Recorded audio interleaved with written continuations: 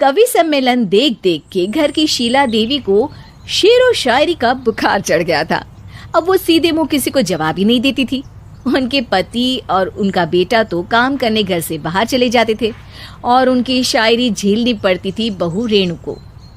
अब सास बोलती नहीं, अर्ज करती थी, संदूक पे रखी संदूक, संदूक में रखे झुमके, बहू झुमके निकाल के दे मेरे, कहाँ लगा रही है ठुमके। माँ जी, झुमके तो आपके निकाल दूंगी मैं, लेकिन आपके दिमाग से ये शायरी का भूत कैसे निकलेगा?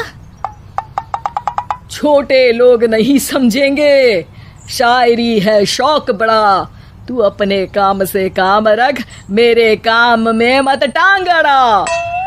शौक अलग बात है, लेकिन हर चीज में अपना शौक डाल देने से जग हसाई हो सकती है सासू माँ।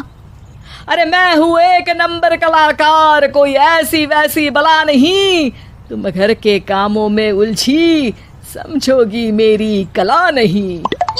ठीक है माँ जी, आप नहीं समझती तो कोई बात नहीं, लाओ मैं आपके झुमके ही निकाल कर दे देती हूँ। बहू सास के झुमके निकाल कर देती है और वहां से चली जाती है। शाम को बहू अपने पति से शिकायत करती है, सुनिए जी, आप माँ को कुछ समझाते क्यों नहीं? अरे क्या समझाना है माँ को? अरे अपनी शायरी थोड़ी कम करे ना। अरे तुमको उनकी शायरी से क्या दिक्कत है? अरे मुझे नहीं, पर पड़ोस में सब लोग हंसते हैं, कहते हैं बुढ़ापे में लोग सठिया जाते हैं, लेकिन शीला जी तो शायर हो गई हैं। अरे लोगों का काम है कहना, लोगों की बातों का क्या टेंशन लेना। अरे वाह, मैंने भी शेर कह दिया, वाह वाह वाह वाह। देख लो, तुमसे किसी ने कहा नहीं और तुम्हारे सामने कोई माँ की बुराई नहीं करता तो तुमको फर्क नहीं पड़ रहा। अरे तुम खामखा की बात का बतंगड़ बना रही हो। चलो चाय बना कर ले आओ मेरे लिए, साथ पियेंगे, कोई ढंग की बातें करेंगे। रेणु चाय बनाने लगती है। पहले वो अपने पति को चाय देती है, फिर सास को और आखिर में अपने ससुर को। लेकिन वो देखती है कि ससुर जी कुछ परेशान से हैं। क्या हुआ ससुर जी, कोई बात हो गई है क्या? अरे तेरी सास बात बात पे शायरी करती है। कल मैंने पूछा कि खाना खाया तो तेरी सास ने क्या जवाब दिया पता है? अरे गलती की और आरोपी ने कोड़े खा लिए फटाफट, खाना तो नहीं पर पकोड़े खा लिए झटाझट। अब बता क्या जवाब दूं इस बात का? वो तो सभी से शायरी में ही बात कर रही हैं, मुझे भी समझ में नहीं आता कि क्या करूं मैं। बेटा उसको उसी की भाषा में जवाब देना पड़ेगा।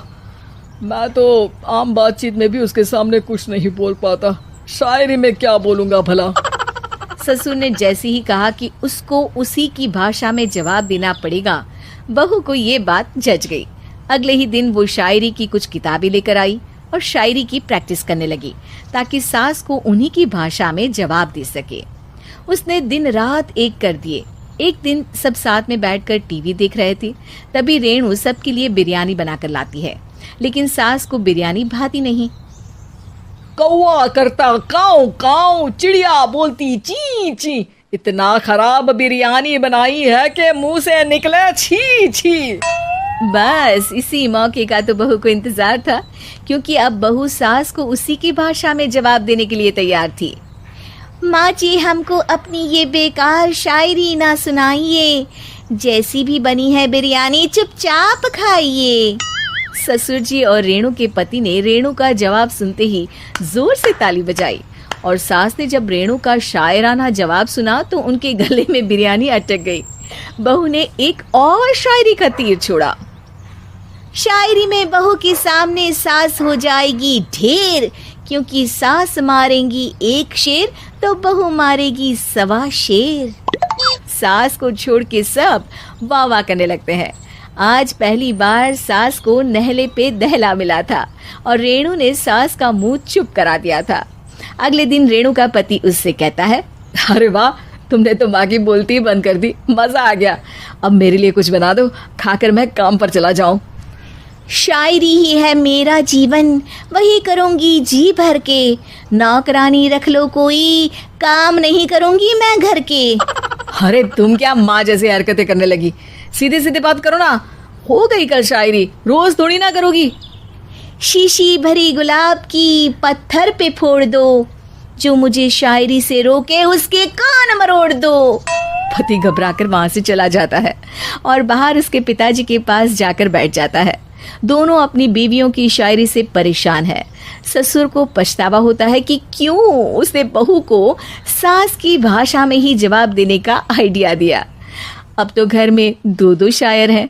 दोनों एक साथ दुखी स्वर में कहते हैं, हम दोनों की ही बीवियां जब से शायर हो गई है, क्या बताएं, जिंदगी एक फटा हुआ टायर हो गई है।